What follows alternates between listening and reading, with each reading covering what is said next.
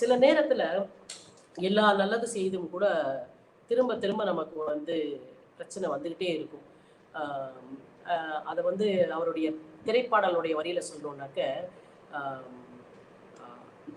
பாஞ்சாலி உன்னிடத்தில் சேலை கேட்டாள், அந்த பார்த்தனவன் உன்னிடத்தில் கீதை கேட்டான், நான் இருக்கும் நிலைமையில் உன்னை என்ன கேட்பேன், இன்னும் நன்மை செய்து துன்பம் வாங்கும் உள்ளம் கேட்பேன். சில நேரத்துல நம்ம உதவி செய்து கொண்டே இருக்கத்தான் நினைக்கிறோம். ஆனால் நம்ம உதவி செய்யற இடத்துல எல்லாம் நமக்கு ஓயாமல் அடி விழுந்து கொண்டே இருக்கும். எதுக்குன்னே தெரியாது. ஏன்டா எப்படி நம்ம போய் ஒவ்வொருத்தனுக்கும் உதவி செஞ்சு எவ்வளோ அவமானப்படுகிறோம்ன்ற ஒரு வலி நிறைய பேரோட வாழ்க்கையில இருக்கும். நான் பேசுவதெல்லாம் இன்றைக்கு வந்து கண்ணதாசனுடைய அனுபவ மொழிகள், அவர் பதித்து வைத்த விஷயங்களையும் நம்ம வாழ்க்கையில சந்திக்கிற விஷயங்களையும் வந்து நான் ஒரு மாதிரி ஒரு இணைத்து பேச வேண்டும், சிந்திக்க வேண்டும் அப்படின்ற ஒரு எண்ணத்துல பேசுறேன். ஒரு வரி எழுதியிருக்கார் பாருங்க, வியந்து போனேன். கால் இருப்பவன் பூஜை பாத்திரத்தை எட்டி உதைத்தால் தன் புனிதத்தன்மையை பற்றி வாதாட பாத்திரத்திற்கு வாய் ஏது. கால் இருப்பவன் பூஜை பாத்திரத்தை எட்டி உதைத்தால் தன் புனிதத்தன்மையை பற்றி வாதாட பாத்திரத்திற்கு வாய் ஏது அப்படின்னு கேட்டு அடுத்த வரி சொல்றாரு பாருங்க, கடவுளே அதை பார்த்து கொண்டிருக்கும் பொழுது எந்த மனிதர்கள் அதற்காக வாதாட போகிறார்கள் அப்படின்னு சொல்றாரு. இப்ப நம்ம நினைக்கிறோம் இல்லையா, இவ்வளோ இடத்துல நம்ம நல்லது செய்யறோம்டா, ஆனா நமக்கு என்ன இவ்வளோ துன்பம் வருது, ஒரு பயல நம்மளை வந்து உதவி செய்ய மாட்டானே அப்படின்னு புறம்பாதீங்கப்பா. உனக்கு வரக்கூடிய மிகப்பெரிய துன்பத்தை பார்த்து கொண்டு ஆண்டவனே வாழாது இருக்கின்ற பொழுது இந்த மனிதர்களால் உன்னை வந்து காப்பாற்ற முடியாது. ஆனா நீ நம்பிக்கை இழந்துடாத, உன்னை காப்பாற்றுவதற்கு அந்த ஆண்டவன் வருவான் அப்படின்ற அந்த உட்கருத்தை அதுக்குள்ள வைக்கிறார். அதுக்கு அவர் எடுத்துக்கொண்ட உதாரணம் பாருங்க. கால் இருக்கிற ஒருத்தர் பூஜை பாத்திரத்தை எட்டி உதைக்கிறாமா. ஏன்?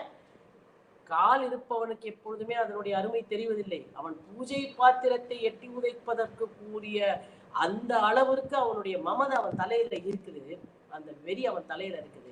எதுக்காக சொல்றாருன்னா, பதவியில் இருப்பவர்கள் எப்படியெல்லாம் தங்கள் பதவியை துஷ்பிரயோகம் செய்கிறார்கள் என்று சொல்ல வருகின்ற பொழுது, கால் இருப்பவன் பூஜை பாத்திரத்தை, கால் இருந்தாக்க நடக்கணும், கால் இருந்தா ஓடணும், கால் இருந்தா காரியம் மாற்றணும். ஆனா கால் இருந்தா பூஜை பாத்திரத்தை எட்டி உதைக்க கூடாது. ஆனால் சில பேர் கால் இருக்கும் கர்வத்தில் பூஜை பாத்திரத்தை எட்டி உதைக்கிறார்கள். அப்படி எட்டி உதைக்கப்படுகின்ற பூஜை பாத்திரங்களுக்கு வாய் இல்லை.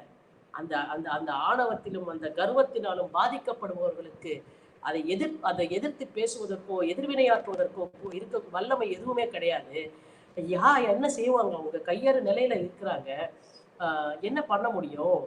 இதையெல்லாம் பார்த்து கொண்டிருக்கக்கூடிய ஆண்டவனே அமைதியாக இருக்கின்ற பொழுது மனிதர்கள் வந்தா பேச போகிறார்கள் அப்படின்னு அந்த அனுபவத்தை அவர் பேசுறாரு. ஆனா எல்லாத்துக்கும் ஒரு விடை வைக்கிறார் அவரு. நான் இப்ப கேள்விகளா அடுக்கிட்டு வர, ஆண்டவனே செய்யாத போது நாம என்ன செய்ய முடியும் அப்படின்ற ஒரு விரக்தியோடு தானே இந்த இடம் இருக்கு. ஆனா இந்த இடம் விரக்தியோடு முடிவதில்லை, அதுக்கும் ஒரு ஒரு ஒரு பதிலை வைக்கிறார். நான் பின்னாடி பேசுற போது அந்த பதில்களை கோர்த்து உங்களுக்கு சொல்லுகிறேன். அடுத்து ஒண்ணு சொல்றாரு, ஒரு மனுஷன் எப்ப ஆரோக்கியமா இருக்கான், ஒரு மனுஷன் எப்ப ஆரோக்கியம் இல்லாம இருக்கான் அப்படின்னாக்க, நல்ல சாப்பாடு சாப்பிட்டா ஆரோக்கியமா இருப்பான் சார், நல்ல உடற்பயிற்சி செஞ்சா ஆரோக்கியமா இருப்பான் சார், ஒழுக்கமா இருந்தா ஆரோக்கியமா இருப்பான். இதெல்லாம் வந்து நமக்கு எளிமையா தெரிகிற விஷயம். ஆனா வந்து இதெல்லாத்தையும் தாண்டி வர்றதுதானே அனுபவ மொழி. கண்ணதாசன் சொல்றாரு, வீடு அது சொர்க்கமாக இருக்கும் வரை நோயாளியும் திடமாகவே இருக்கிறான், அது நரகமாகின்ற பொழுது ஆரோக்கியமானவனே கூட நோயாளியாகி விடுகிறார். நீங்க இன்னைக்கு வந்து மன அழுத்தம் அப்படின்ற ஒரு நோய், ஸ்ட்ரெஸ் அப்படின்றது வந்து இன்னைக்கு மிகப்பெரிய பிரச்சனையாக வந்து உலகத்துல ரொம்ப விஸ்வரூபம் எடுத்துருக்கு. ஸ்ட்ரெஸ்னால வந்து எவ்வளவு விஷயங்கள் வரலாம். ஸ்ட்ரெஸ்னால கேன்சர் வரலாம்னு சொல்றாங்க, ஸ்ட்ரெஸ்னால வந்துட்டு உங்களுக்கு ஹார்ட் அட்டாக் வரலாம்ன்றாங்க, கார்டியாக் ப்ராப்ளம்ஸ் வரலாம்ன்றாங்க, நியூரோ ப்ராப்ளம்ஸ் வரலாம் ஸ்ட்ரெஸ்னால. ஸ்ட்ரெஸ்னால உங்களுக்கு வந்துட்டு யூ கேன் பிகம் ஆஸ்த்மேட்டிக். இவ்வளவும் வந்து ஸ்ட்ரெஸ்னால வரக்கூடும். ஏன் இந்த ஸ்ட்ரெஸ் வருது ஒரு மனுஷனுக்கு அப்படின்னு பார்த்தா, ஒரு வீடு வந்து ரொம்ப சொர்க்கமா, ரொம்ப எல்லாருமே வந்து நம்மள அன்பானவர்களால் நாம் சூழப்பட்டிருக்கிறோம் அப்படின்னு நமக்கு ஒரு உத்தரவாதம் இருக்கிற பொழுது, நம்ம மனசுல வேற வேதனைகள் இருந்தா கூட, சரி இவ்வளவு பேர் நம்மளை சுத்தி அன்பா இருக்காங்க, அதெல்லாம் நம்ம கடந்து வந்துட முடியுன்ற ஒரு நம்பிக்கை நம்ம மனசுல துணுக்கும். ஆனா நம்மளை சுத்தி இது எல்லாமே நல்லாவா இருக்கு? நல்ல பேர் இருக்கு, நல்ல புகழ் இருக்கு, நல்ல பணம் இருக்கு, செல்வாக்கு இருக்கு, தொழில்ல வந்து பெரிய வித்தகாரமா நம்ம இருக்கோம், எல்லாம் இருக்கு. ஆனா வீட்டுக்குள்ள வந்து அந்த செருப்பை கட்டி வைக்கும் போது ஏன்டா நம்ம வீட்டுக்கு போறோம் அப்படின்ற அந்த வலியோட நம்ம வீட்டுக்குள்ள வரோம்னு வச்சுக்கோங்களேன், அதை விட வந்து நம்மளை நோயாளி ஆக்குவதற்கு வேறு எந்த ஒரு சூழலும் தேவையே இல்லை. அப்ப ஒரு வீடு ஒருவனுக்கு சொர்க்கமாக இருக்கின்ற வரைக்கும் நம்ம நோயாளியா இருந்தா கூட நாம திடமாவே இருக்கிறோம்.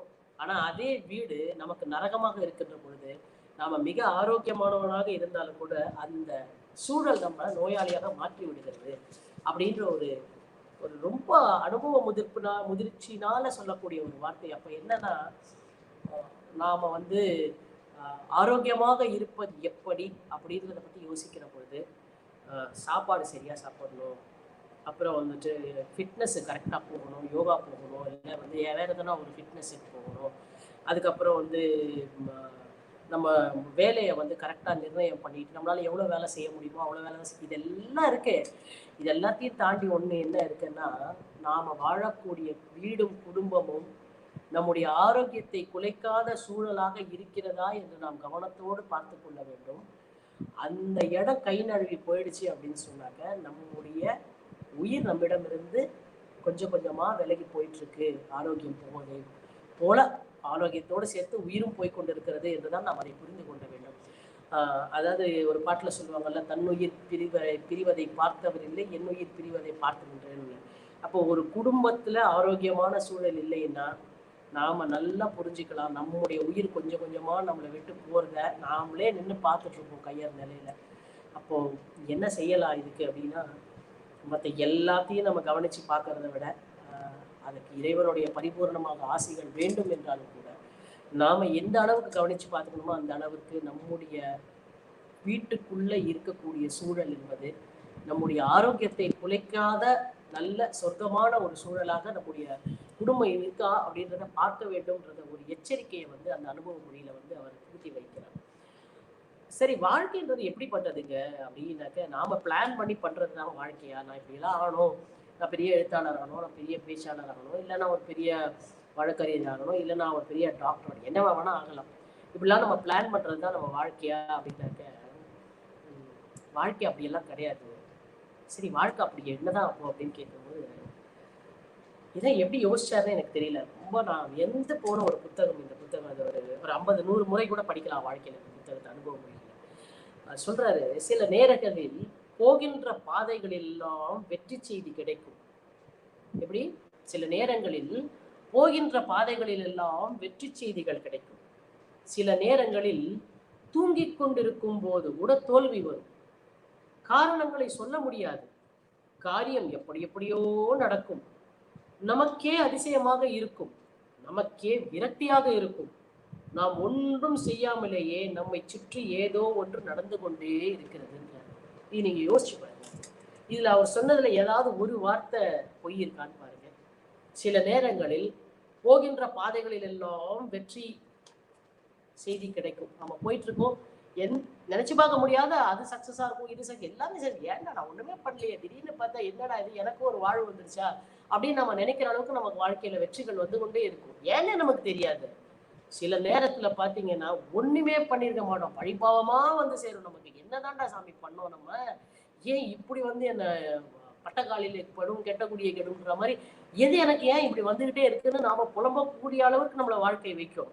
சரி, காரியம் எப்படி எப்படியோ நடக்கும். அது சொல்றாரு பாருங்க, காரியம் எப்படி எப்படியோ நடக்கும், அதிசயமாக இருக்கும்.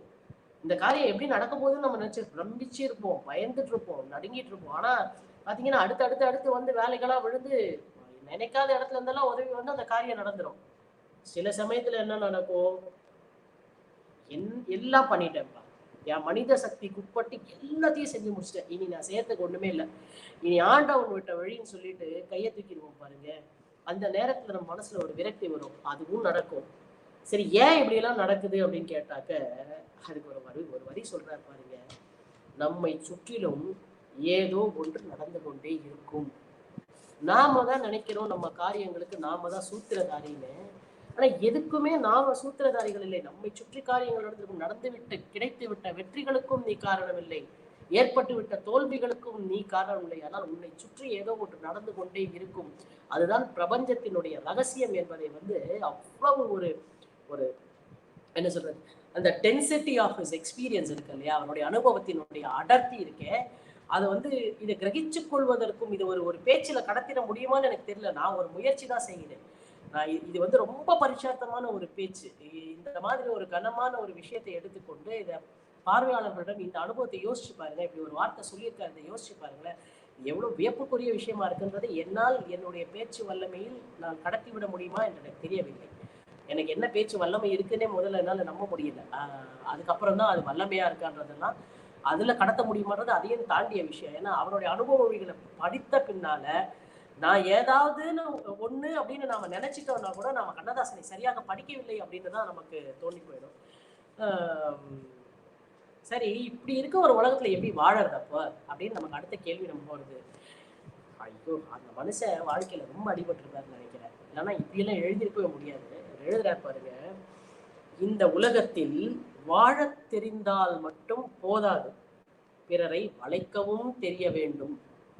எப்படி? இந்த உலகத்தில் வாழத் தெரிந்தால் மட்டும் போதாது, பிறரை வளைக்க தெரிய வேண்டும்.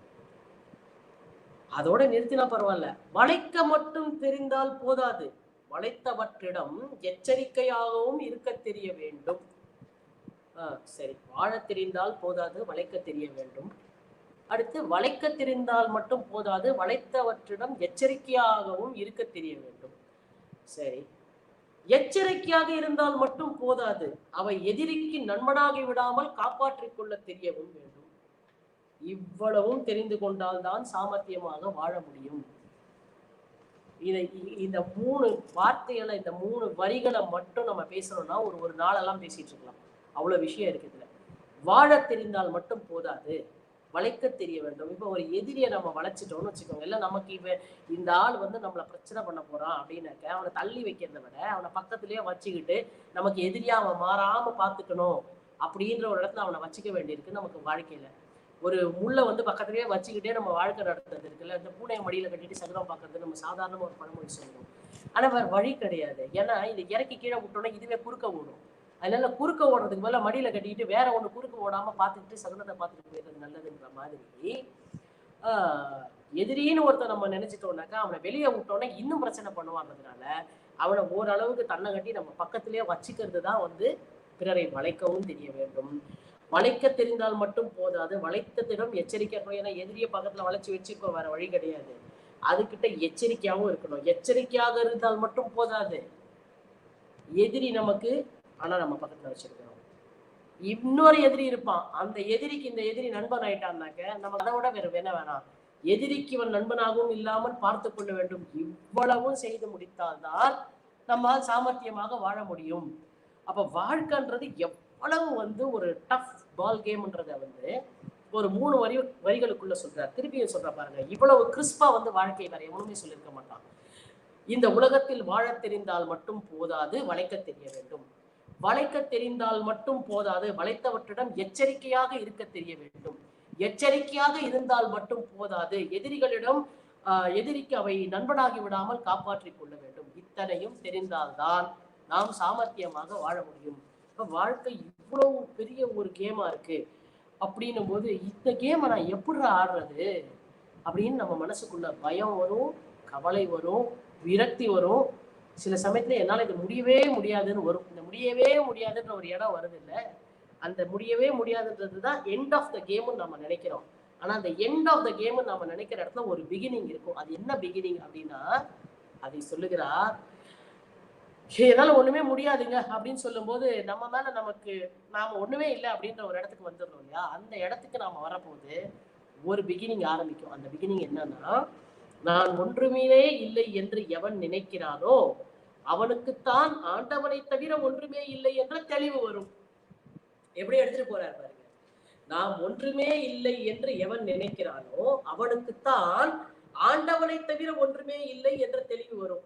ஆண்டவனை தவிர வேற ஒண்ணுமே இல்லை அப்படின்னு நினைச்சிட்டாக்க அப்ப என்ன ஆயிடும்னா எல்லா ரெஸ்பான்சிபிலிட்டியும் நம்ம அவங்ககிட்ட கொடுத்துடுறோம். இதுக்கு வந்து 2 விஷயம் சொல்ற பாருங்க. திரைப்பாடல்ல எப்படி இதை சொல்லியிருக்காரு, ஆண்டவன் அறிய நெஞ்சில் ஒரு துளி வஞ்சம் இல்லை, அவனன்றி எனக்கு வேறு ஆறுதல் இல்லை, மனிதனம்மா மயங்குகிறேன், தவறுக்கு துணிந்த மனிதன் அழுவதில்லையே, தவறியும் வானம் மண்ணில் விழுவதில்லையே, நல்லவர்க்கெல்லாம் சாட்சிகள். ஆண்டியப்பன் சார் சொன்ன பாட்டு. இன்னொன்னு வந்து கண்ணன் வந்தான் அங்கே கண்ணன் வந்தான் பாட்டுல கவலைகளை உன்னிடத்தில் சொன்னேன் கண்ணா, கருணையே அருள் செய்ய வருவாய் கண்ணா அப்படின்னு சொல்லுவார். அப்ப நாம நம்மால காரியம் நடக்கிறதுன்னு நினைக்கிறோம். நம்மால ஒரு ஒரு துரும்பு கூட எடுத்து நம்மளால இந்த பக்கம் போட முடியாது, ஆண்டவனுடைய அனுமதியும் அருட்கருணையும் இல்லாமல் அப்படின்றத இதை விட வந்து எப்படி அவரால் பதிய வைக்க முடியும்? அதாவது அதுல வந்து ஆனா மக்கள் எப்படி இருக்கிறோம், நாம எப்படி இருக்கிறோம், எவ்வளவு பெரிய ஒரு விஷயம். நான் ஒண்ணுமே இல்லை, ஆண்டவனை தவிர வேற ஒன்றுமே இல்லைன்னு நினைக்க வேண்டிய நாம எப்படி இருக்கோம் அப்படின்றதையும் அவர் பதிப்பிக்கிறார் இந்த புத்தகத்துல. மக்கள் அனைவரும் அயோக்கியர்களையே நம்புகிறார்கள், அவர்கள் அப்படித்தான் இருப்பார்கள், இல்லை அப்படியே தான் படைக்கப்பட்டிருக்கிறார்கள், அதனால் தான் வழிகாட்ட ஞானிகள் தேவைப்படுகிறார்கள். இப்ப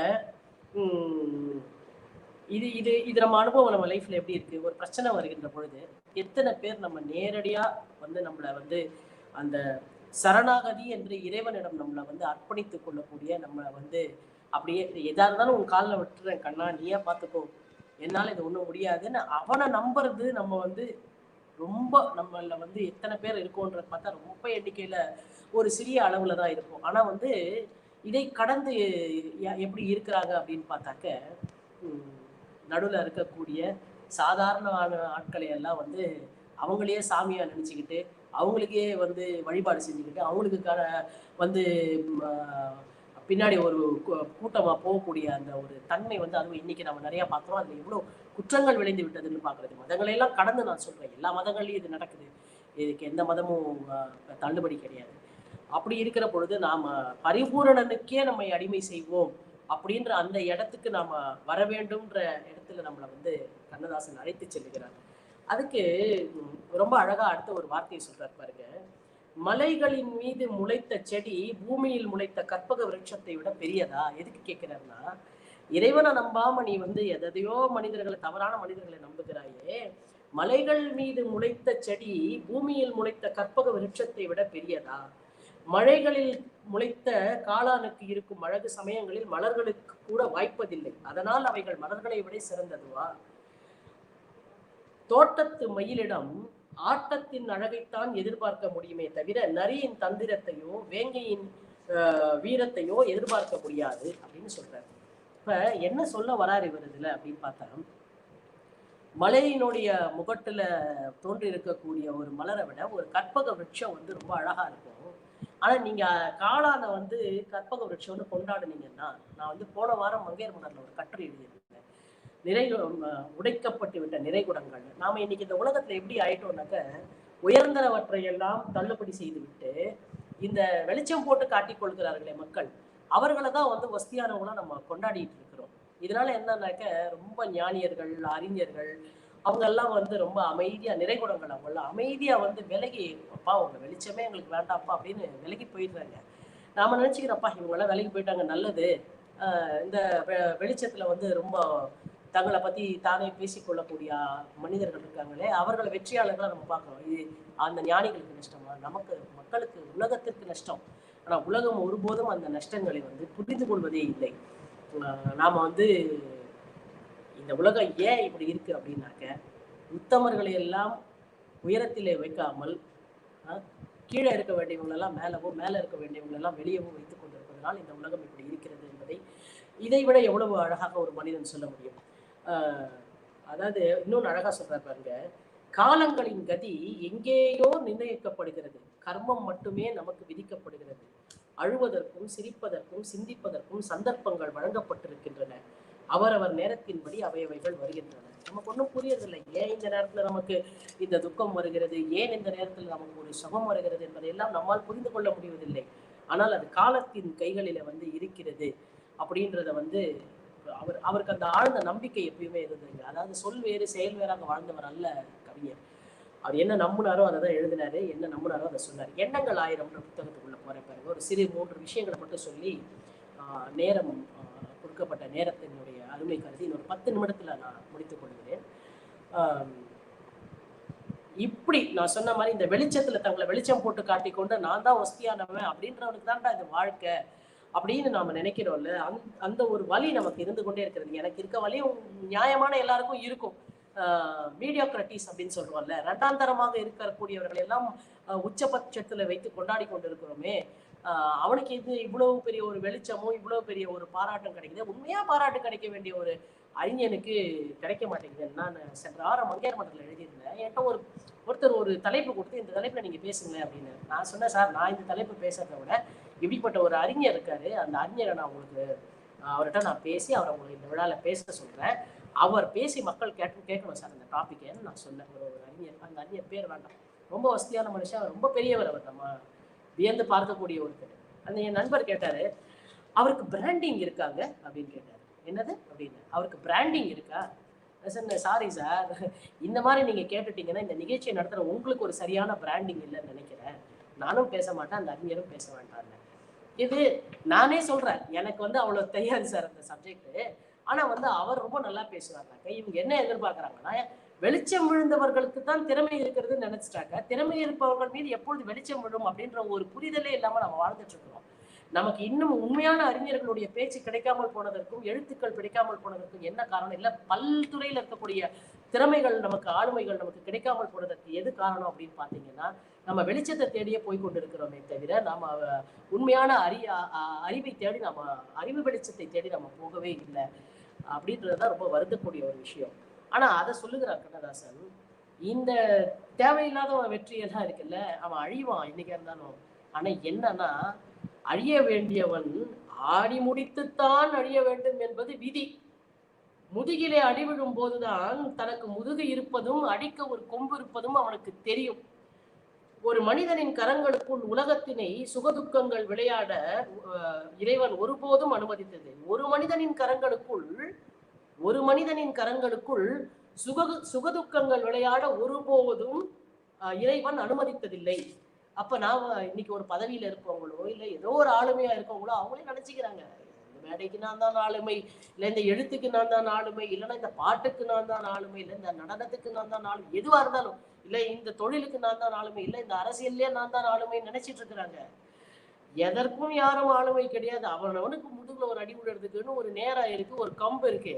அந்த கம்பு வந்து அந்த முதுகுல அடிக்கும் போதுதான் அடி வாங்குறவனுக்கு தெரியுமா, அடடா கம்புன்னு ஒண்ணு இருக்குதா, எனக்கு முதுகுன்னு ஒண்ணு இருக்குதா, அதுல ஒரு அடியும் விழுமான்னு அவனுக்கு தெரியுமா. ஆனா எப்ப அது விழுவுனாக்க, நம்ம ஆடுவான் ஒரு ஆட்டம், அந்த ஆடி முடிக்கும் போது அவனுக்கு விழுவும் பாருங்க ஒரு அடி, அந்த அடி அவனை நிமிர முடிக்காம அவனை வந்து அடிக்கும் அப்படின்ற ஒரு அனுபவ மொழியை அவர் பதிக்கிறார். அதுக்கு என்ன சொல்றாரு, வெற்றி வெற்றி என்று தொடர்ந்து வர வர தோல்வி என்பது தன் அகராதியிலே இல்லை என்ற துணிச்சல் ஒருத்தனுக்கு வருது. அதுதான் அவனை அப்படி ஆட வைக்கிறது. அப்படி ஆடும் பொழுது அவன் முதுகுல ஒரு அடி விடும். எங்கேயும் எதுவும் அளவுக்கு மேல் காலங்களுக்கும் நின்று விடுவதை இறைவன் ஒருபோதும் அனுமதிப்பதில்லை அப்படின்னு அவர் பதிவு செய்கிறார் அந்த புத்தகத்துல. இந்த அனுபவம் எண்ணங்கள் 1000 அனுபவ மொழியையும் படிக்கிற பொழுது ரொம்ப நமக்கு வந்து நம்ம மனசுக்குள்ள 1000 கேள்விகள் நம்மளை போட்டு அழுத்தும் சமயத்துல வந்து விரக்தியா இருக்கும்ல, அது எல்லாவற்றுக்கும் ஒரு பதில் சொல்லக்கூடிய நூலாக இந்த 2 புத்தகங்களும் இருக்கிறது. நான் ரொம்ப வியந்து போனேன். ஆகவே அதிகாரம் உள்ளவனிடம் அடக்கத்தையும் பதவி உள்ளவனிடம் பணிவையும் நாடு எதிர்பார்க்கிறது அப்படின்னு அந்த அனுபவ மொழி அங்க பதிக்கிறார். சில பேர் நினைச்சுக்குவாங்க, நான் என்ன செஞ்சேன், தொட்டதெல்லாம் எனக்கு பொண்ணு சார் அப்படின்னு சில பேர் நினைப்பான். அது உண்மையா? நாம தொட்டதெல்லாம் பொண்ணுன்னு நினைக்கிறோமே, அது உண்மையா அப்படின்னு கேட்டா கண்ணதாசன் சொல்கிறார், நீ அள்ளி போட்ட மண் எல்லாம் பொன்னாக விழுந்தால் அது உன் கைவண்ணமும் அல்ல, மண் வண்ணமும் அல்ல, கடவுளின் கருணை வெள்ளம் அப்படின்னு அதுக்கு சொல்ற. நான் செஞ்சதுனால ஒண்ணு விளைஞ்சதுன்னு நீ நினைச்சேன்னா அது நீ செஞ்சதுனால அல்ல, இல்ல நீ செய்த காரியத்தினாலையும் இல்ல, அங்க கடவுளுடைய கருணைன்னு ஒண்ணு இருந்தது பத்தியா, அதுதான் அந்த உன்னுடைய காரியத்தை வந்து நீ நினைத்த மாதிரி ஒரு வெற்றியாக மாற்றி காட்டியது அப்படின்னு சொல்றாரு. சில நேரத்துல பாத்தீங்கன்னா லைஃப்ல நமக்கு நமக்கு அடிமையாக ஒன்று இருக்கும், அதுவே நமக்கு எதிரியா மாறும். நான் ஒரு உதாரணம் சொல்லிடுறேன் பாருங்கள். உஸ்தாத் படே குலாம் அலி கான் நீங்க கேள்விப்பட்டிருப்பீங்க. ஹிந்துஸ்தானில வந்து மிகப்பெரிய பாடகர். அவருடைய பாட்டு இன்னைக்கெல்லாம் கேட்டுட்டு இருக்கலாம். அவருக்கு வந்து ஒரு காலகட்டத்துல அவருக்கு பாரிசவாதம் வந்தது. அதாவது பாட முடியாமல் அவருடைய வாயும் பக்கவாதம் வந்தது அவருக்கு. அவரை பார்ப்பதற்கு ஒரு பாடகி சென்றார்கள் அவர் அழைத்ததன் பேர்ல. அவர் அவங்கள உட்கார வச்சுட்டு பாட சொன்னாராம். அந்த மாதிரி தன்புராவை எடுத்து பாட உட்கார்ந்தாங்களாம். பாடிட்டே இருக்கும்போது படே குலாம் அலி கான் வந்து அப்படியே கண்ணில் தண்ணி விட்டாராம் அந்த சங்கீதத்தை கேட்டு. அவர் கண்ணில் தண்ணி விட்ட போது அவர் வாயிலிருந்தும் அந்த பக்கவாதத்தினால தண்ணீர் ஒழுகி கொண்டே இருந்தது. அவர் கண்ணில் வழிந்த கண்ணீரும் அவர் வாயில ஒழுகிய அந்த நீரும் ஒன்னா சேர்ந்து அப்படியே அவர் மடியில ஊத்துச்சு. அதை நான் பார்த்தேன் அப்படின்னாங்க. எந்த குரல் அவருக்கு அடிமையாக ஒரு காலத்திலே இருந்ததோ இன்றைக்கு அந்த குரல் அவருக்கு எதிரியாக மாறி அவரை விட்டு விலகி சென்று எதிர்வினையாற்றி கொண்டிருந்தது அப்படின்னு அந்த சங்கீத வித்வான் சொன்னாங்க. நான் இப்போ உங்களை கேட்டேன், அந்த நேரத்தில் நீங்கள் வாழ்க்கையை பற்றி என்னங்க நினைச்சீங்க அப்படின்னு. அப்பொழுதும் நான் வாழ்க்கையை நம்பிக்கையை நீச்சி என்று நினைத்தேன்னு அந்த அம்மா சொன்னாங்க. இப்படி நம்ம எதிர்பாராத விஷயங்கள் எல்லாம் வந்துட்டு நம்மளுடைய வாழ்க்கையில வந்து நிற்கும். அதை வந்து இந்த சம்பவத்தை நான் நினைச்சிட்டே அந்த இந்த வரிகளை முதல், நீ அள்ளி போட்ட மண் எல்லாம் பொன்னாக விழுந்தால் அது உன் கைவண்ணமும் அல்ல மண்வண்ணமும் அல்ல, கடவுளின் கருணை வெள்ளம் அப்படின்ற வரியை படிச்ச உடனே எனக்கு இந்த பரே குலாம் அலி கான் வாழ்க்கையில நடந்த இந்த சம்பவம் ஞாபகம் வருது. அந்த ஞாபகத்தை நினைச்சுக்கிட்டே நான் அடுத்த வரியை படிக்கிறேன். எழுதுறார் கண்ணதாசன், நீ கிறுக்கியதெல்லாம் ஓவியமானால் குறுக்கே நின்று அதை திருத்தியவனுக்கு பெயர்தான் பகவான். என்ன சார், என்ன வரி! நீ கிறுக்கியதெல்லாம் ஓவியமானால் அதை திருத்தியவனுக்கு பெயர்தான், அதை குறுக்கே நின்று திருத்தியவனுக்கு பெயர்தான் பகவான் அப்படின்னு சொன்னார்னா, அப்ப நாம எல்லாம் நினைச்சுக்கிறோம், என்ன எழுத்தாளர்களை நான் தான் ஒண்ணு, நடிகர்கள் அடுத்த சூப்பர் ஸ்டார் யாரு? ஒருத்தரும் சூப்பர் ஸ்டார் கிடையாது, ஆண்டவன் ஒருத்தன் தான் நான் சூப்பர் ஸ்டார். அவன் முடிவு பண்ணுவான் யாரு சூப்பர் ஸ்டார்னு, அவன் முடிவு பண்ற விஷயம் இல்ல அப்படின்றது. இதை விட வந்து எவ்வளவு ஆணித்தரமாக ஒருவன் பதிய வைக்க முடியும்? அவர் சொல்றாரு, எதுவுமே உன் கையில இல்லை. ஏன்னா சாகலாம் என்று கடலிலே விழுந்தவன் கை நிறைய முத்துக்களோடு திரும்புவதும் உண்டு, முத்து எடுக்க சென்றவன் செத்து போனதும் உண்டு. இது ரெண்டையும் நம்ம வாழ்க்கையில பார்த்திருக்கோம். இது ரெண்டையும் நம்ம பார்க்கலாம். ஏனென்றால் நோக்கம் உன்னுடையது, ஆக்கம் அவனுடையது அப்படின்னு அந்த விஷயத்த சொல்றாரு. ஒரு ஒரு ஒரு புத்தகத்தை வெளியிடுறார் கண்ணதாசன். என்னன்னாக்க கீதைக்கான உரைய வெளியிடக்கூடிய அந்த விழாவில் நீதியரசர் கிருஷ்ணசாமி ரெட்டியார் வந்து பங்கேற்றுக் கொள்கிறார். அவர் ஒரு புதிய சிந்தனை ஒன்றை அந்த விழாவில் சொல்றாரு. நீதியரசர் ரொம்ப வசதியான மனுஷன், அவர் ஒரு அழகான சிந்தனை சொல்றாரு. அந்த சிந்தனையை கொஞ்சம் கூட அவர் மறுக்கல கண்ணதாசன். ஆனா அதுக்கு எவ்வளவு அழகா ஒரு விளக்கம் தரார் பாருங்க. நீதிபதி சொல்றாரு, ராமன் சென்ற இடங்களில் எல்லாம் பலருடைய உதவியை பெற்றுக்கொண்டான், அதன் மூலம் நண்பர்களை பெற்றுக்கொண்டான். கிருஷ்ணன் அப்படி அல்ல, பிறருக்கு உதவி செய்தான் அப்படின்னு அந்த விழால சொல்லியிருக்காரு. இது நல்ல சிந்தனை தான், புதியதான சிந்தனை தான். ஆனா அதுல ஒரு சூட்சமை இருக்கு பாருங்கன்னு ஆரம்பிக்கிறார் கண்ணதாசன். இந்த வரியை ஃபர்ஸ்ட் கேட்கும் போது, ராமன் சென்ற இடங்கள் எல்லாம் உதவி பெற்றுக்கொண்டான், ஆனால் கண்ணன் அப்படி அல்ல, சென்ற இடத்துல எல்லாம் உதவி செய்தான் அப்படின்றத கேட்கிற போது, ஆனால் ராமன் என்ன அவ்வளவு நம்ம நினைக்கிற அளவுக்கு ராமன் இல்லைன்ற மாதிரி ஒரு துணியில் அவர் பேசுறாரு. அதை கேட்டு விட்டு சொல்லுகிறார், இதற்குள்ள ஒரு சூட்சமம் இருக்கிறது, ஒரு மகிமை இருக்கிறது. ராமாவதாரம் உதவக்கூடியவர்கள் எத்தனை பேர் என்பதை காண்பதற்காக உண்டானது. அதை முழுக்க கண்டு கொண்ட பின் பெற்ற கடனை திரும்ப செலுத்தவே கிருஷ்ணாவதாரம் உருவானது அப்படின்னு கண்ணதாசன் எழுதுகிறார். என்ன சார், என்ன மனுஷன், எப்படி எழுதியிருக்கிறார் அந்த மனுஷன்! இதை வந்து வியந்து பார்க்காம நம்ம வந்து எப்படி நம்ம வியந்து பார்க்காம இருக்க முடியும்?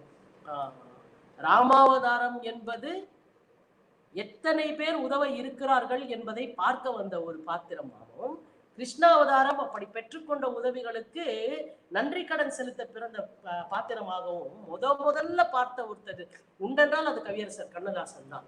அப்படி ஒரு விசித்திரமான ஒரு சிந்தனை, அதுவும் அந்த களத்திலேயே அந்த மேடையில ஒரு புத்தக பகவத்கீதைக்கான உரையை வெளியிடக்கூடிய அந்த விழாவுல ஒரு நீதியரசர் சொல்லுகின்ற பொழுது கண்ணதாசனுக்கு அந்த தருணத்தில் தோன்றக்கூடிய ஒரு சிந்தனையாக இந்த சிந்தனை இருந்திருக்கிறது அப்படின்னு நினைத்து பார்க்கின்ற பொழுது மிகுந்த வியப்பை தந்தது எனக்கு. கடைசியா நான் இந்த நேரத்தின் அருமை கதை முடிக்க வேண்டும், இப்படி முடிக்கிறேன். பகவான் சொன்னபடி மனிதன் மரத்திலிருந்து விழும் இலை, மனிதன் எப்படியா மரத்திலிருந்து விழும் இலையம், அது தண்ணீரில் விழுந்தால் கொஞ்ச நாட்கள் மிதக்கும், மாலையில் கட்டப்பட்டால் சாமியின் கழுத்துக்கு போகும். அதாவது மனிதன் மரத்திலிருந்து விழும் இலை, அது தண்ணீரில் விழுந்தால் கொஞ்ச நாட்கள் மிதக்கும், மாலையில் கட்டப்பட்டால் சாமியின் கழுத்துக்கு போகும். எதிலும் சிக்காமல் இருந்தால் காற்றடிக்கும் திசையெல்லாம் அலையும், நெருப்பில் விழுந்தால் சாம்பலாகும். எதிலே விழுவதென்பது, இதுதான் ஃபைனல் பஞ்ச், எதிலே விழுவதென்பது இலையின் விருப்பத்தை பொறுத்ததல்ல, எதிலே விழுவதென்பது இலையின் விருப்பத்தை பொறுத்ததல்ல. தோல்வி அடைந்தவர்களை பழிவாங்காதீர்கள், அன்போடு நடத்துங்கள். காலை வெயிலில் உங்கள் நிழல் முன்பக்கம் விழலாம், ஆனால் மாலை வெயிலில் பின்பக்கமாகத்தான் உங்கள் நிழல் விழும் அப்படின்னு சொல்லிட்டு, எதில் விழலாம் என்பது இலையின் விருப்பத்தை பொறுத்ததல்ல. ராதையின் ஃபைனலா சொல்றார். சரி, என்னதான் இந்த அனுபவ மொழிகளுடைய உச்சம் எது அப்படின்னா, ராதையின் கற்புக்கு கண்ணன் சாட்சி, சீதையின் கற்புக்கு அக்கினி சாட்சி, மானிட ஜாதி முழுமைக்கும் இறைவனே சாட்சி, சாட்சி இல்லாதவன் வழக்கு வெற்றி பெற்ற வரலாறே இல்லை அப்படின்னு முடிக்கிறார். அப்ப மானிட வாழ்க்கைக்கு எது சாட்சி என்றால், மனிதனுடைய வாழ்க்கைக்கு இறைவன் மட்டும்தான் சாட்சி, சாட்சியே இல்லாதவனுடைய வழக்கு வெற்றி பெற்றதே இல்லையா. அப்போ என்ன அவர் சொல்ல வந்தார் இந்த அனுபவ மொழிகள்ல எண்ணங்கள் ஆயிரம்னா, உன்னுடைய ஒவ்வொரு காரியத்திற்கும் ஒவ்வொரு செயலுக்கும் நீ இறைவனை சாட்சியாக வைத்துக்கொண்டு உன்னுடைய காரியத்தை ஆற்று. நம்மளை யாருமே பார்க்கல அப்படின்னு நம்ம நினைச்சுக்கிட்டே இருக்கோம். ஆனால் இறைவன் நாம் செய்யக்கூடிய ஒவ்வொரு காரியத்திற்கும் சாட்சியாக இருந்து கொண்டு நம்மை பார்த்து கொண்டு இருக்கிறான். நம்முடைய ஒவ்வொரு வினைக்கும் ஒரு எதிர்வினை உண்டு. பாவம் புண்ணியம் அப்படின்றது டேலி கிடையாதுங்க. நான் இவ்வளவு பாவம் பண்ணியிருக்கேன், இவ்வளவு புண்ணியம் பண்ணியிருக்கேன், இந்த பாவத்துல இருந்து இந்த புண்ணியத்தை கழிச்சிட்டாலும் இல்ல இந்த புண்ணியத்துல இருந்து இந்த பாவத்தை கழிச்சிட்டாலும் பாக்கி இவ்வளவுதான், அப்படி கிடையாது. செய்கின்ற ஒவ்வொரு பாவத்திற்கும் நமக்கு எதிர் பலன் உண்டு, செய்கின்ற ஒவ்வொரு புண்ணியத்திற்கும் நமக்கு எதிர்பலன் உண்டு. ஏனென்றால் நம்ம யாருமே பார்க்கவில்லை என்று நினைத்துக் கொண்டிருக்கிறோம். அப்படி அல்ல, நம்முடைய ஒவ்வொரு காரியத்திற்கும் சாட்சியாக இறைவன் இருந்து கொண்டிருக்கிறான். அந்த சாட்சியை நாம் வைத்துக்கொண்டு காரியங்களை ஆற்றினால் அவன் நம்முடைய வாழ்க்கைக்கு சாட்சியாக இருந்து நம்மை வெற்றி பெறச் செய்வான் என்பதை சொல்லி, இந்த அனுபவ மொழிகளையும் எண்ணங்கள் ஆயிரம் என்கின்ற இந்த புத்தகத்திலே நான் படித்த நல்ல விஷயங்களை உங்களோடு பகிர்ந்து கொள்வதற்கான இந்த வாய்ப்பை எனக்கு வழங்கிய கண்ணதாசனை நேசிக்கும் ஒவ்வொரு அன்பருக்கும், அவர்களை வழிநடத்தி ஒரு சங்கமாக மாற்றி ஒரு இயக்கமாக நடத்தி கொண்டிருக்கக்கூடிய அத்துணை கண்ணதாசனுடைய ரசிகர்களுக்கும் பக்தர்களுக்கும் உலகளாவிய கண்ணதாசனுடைய பிரியர்களுக்கும் என்னுடைய அன்பான வணக்கத்தையும் நன்றியையும் சொல்லி, இந்த நல்ல வாய்ப்பை எனக்கு நல்கிய அனைவருக்கும் நன்றி பாராட்டி விடைபெறுகிறேன். வணக்கம்.